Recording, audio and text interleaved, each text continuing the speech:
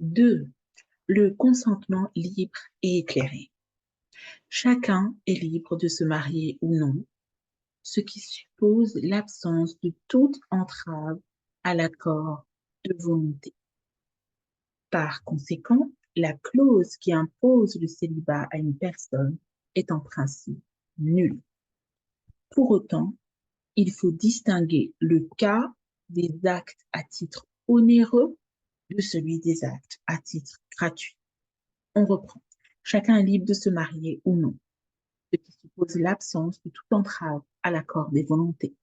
Par conséquent, la clause qui impose le célibat à une personne est en principe nulle. Pour autant, il faut distinguer le cas des actes à titre onéreux de celui des actes à titre gratuit. Dans les premiers, toute clause de célibat est nulle. À l'inverse, une telle stipulation est valable dans les libéralités dès qu'elle est justifiée par des intérêts légitimes. On va citer, on va citer les références. Donc, dans les premiers, toute clause de célibat est nulle. Cour d'appel de Paris, 30 avril 1963. Cour d'appel de Paris, 30 avril 1963. À l'inverse, une telle stipulation est valable dans les libéralités dès qu'elle est justifiée par des intérêts légitimes. Cour d'appel de Poitiers, 17 février 1998. Cour d'appel de Poitiers, 17 février 1998. 1998. Le consentement devant être donné librement ne doit pas être vicié. En vertu de l'adage, ensuite, en mariage, il trompe qui peut.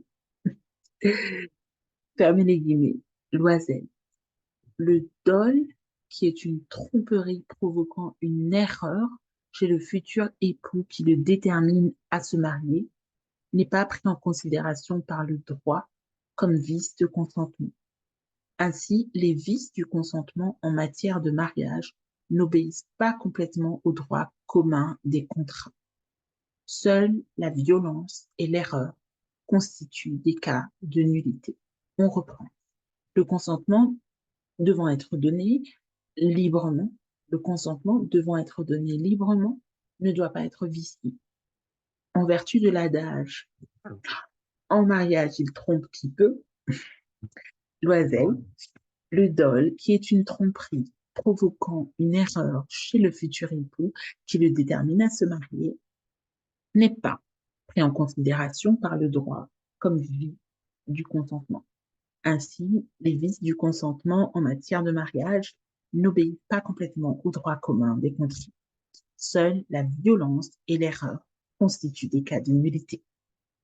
La violence peut être physique ou morale. Article 180, alinéa 1er du Code civil.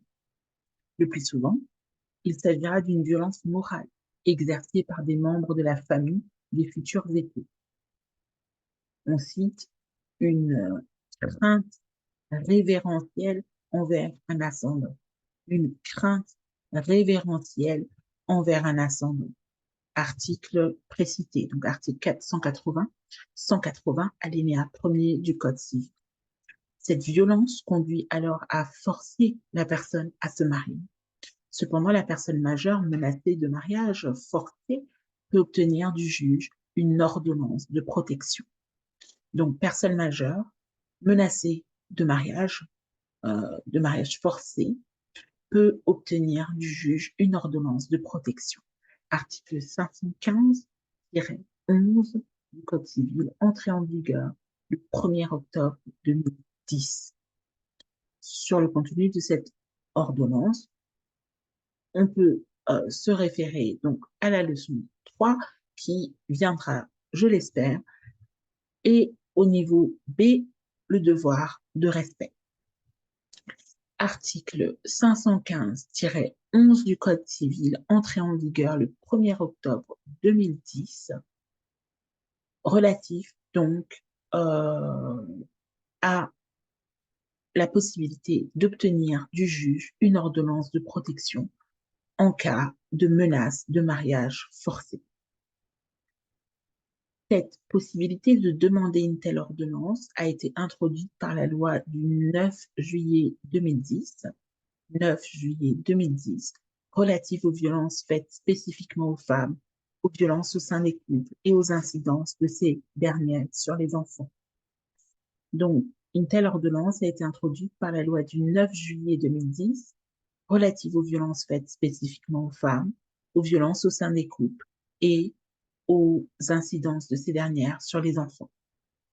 Cette loi organise également la protection des personnes de nationalité française ou qui résident habituellement en France, victimes d'un mariage forcé ou d'une tentative de mariage forcé, en enjoignant au consulat français d'assurer le retour de ces personnes sur le territoire français lorsqu'elles le souhaitent. Article 34 de la dite loi. Donc, loi du 9 juillet 2010 relative aux violences faites spécifiquement aux femmes, aux violences au sein du couple, au sein des couples et aux incidences de ces dernières sur les enfants.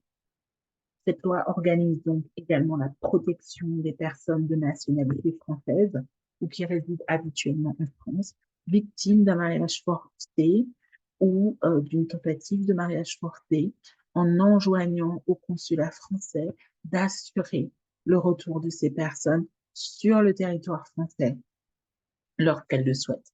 Article 34 de la dite loi.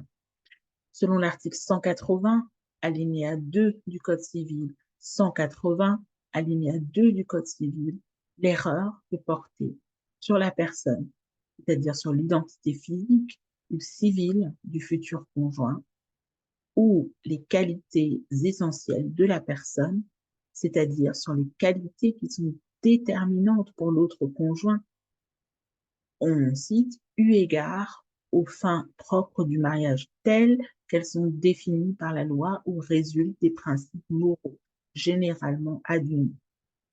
Fin de citation. Tribunal de grande instance de Lille, 17 mai 1962. On reprend. Selon l'article 180, alinéa 2 du Code civil, l'erreur peut porter sur la personne, c'est-à-dire sur l'identité physique ou civile du futur conjoint, ou sur les qualités essentielles de la personne, c'est-à-dire sur les qualités qui sont déterminantes pour l'autre conjoint. Début de citation. Eu égard aux fins propres du mariage, telles qu'elles sont définies par la loi ou résultent des principes moraux généralement admis. TGI de Lille, 17 mai 1962. Erreur dans la personne, tel est le cas lorsque l'époux a usé d'un faux état civil. Cour d'appel de Paris, 12 juin 1957. 12 juin 1957. Donc, erreur dans la personne, tel est le cas lorsque l'époux a usé d'un faux état civil. Cour d'appel de Paris, 12 juin 1957. Erreur sur les qualités essentielles, le fait d'ignorer que le conjoint se livrait à la prostitution. TGI de Paris, 13 février 2001. Donc, le fait d'ignorer que le conjoint se livrait à la prostitution. Erreur donc sur les qualités essentielles. Tribunal de grande instance de Paris, 13 février 2001.